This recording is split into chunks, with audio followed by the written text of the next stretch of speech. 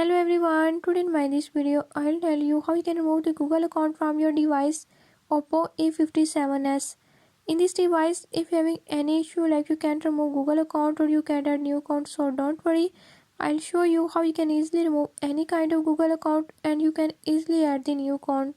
So before we start the video, if you are new to my channel, don't forget to subscribe and press bell icon. Watch complete video and learn how you can do it.